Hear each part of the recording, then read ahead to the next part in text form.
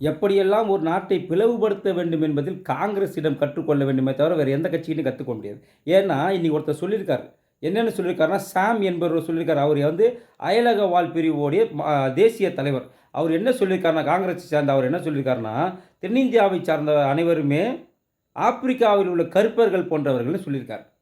ஏற்கனவே நிறவெறியால் அவதிப்பட்டிருக்கும் அந்த கருப்பர்களுக்கு நிகரானவர்கள் நாம் என்று சொன்னால் என்னங்க அர்த்தம்? காந்தி எதுக்காக போராடினாரு?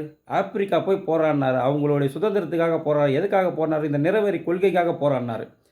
ஆனால் காந்தியோடைய பெயரை தனது பெயருக்கு பின்னால் வைத்துக்கொண்டு ராகுல் காந்தி, சோனியா காந்தி என்று பெயர் வைத்துக்கொண்டு இந்த காந்திக்கு முரணாக ஒரு விஷயத்தை பேசியிருக்கும் ஒரு தலைவனை நீங்கள் வைத்திருக்கிறீர்கள் என்று சொன்னால், ஏற்கனவே இந்து முஸ்லீம் என்று பிளவுபடுத்திய நாட்டை இப்பொழுது கருப்பர்கள் வெள்ளை என்று பிளவுபடுத்தும் விதமாக இந்த கருத்தை தெரிவித்திருக்கும் அவரை ஏன் நீங்கள் கண்டிக்கவில்லை? ஏன் அவரை கட்சியிலிருந்து நீக்கவில்லை?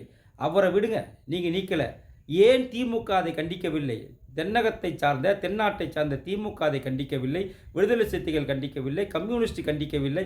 ஏன் கண்டிக்கவில்லை? ஏனென்றால் இவர்களுக்கு எப்படியாவது காங்கிரஸ் வந்துவிடும், அதில் மந்திரி சபையில் சீட்டு வாங்க வேண்டும் எண்ணத்திற்காக இந்த தென்னிந்தியாவை காங்கிரஸிடம் அடகு வைத்துவிட்டு இந்தியாவை துண்டாட நினைக்கும் காங்கிரஸுக்கு துணை போகிறது இந்த திமுக.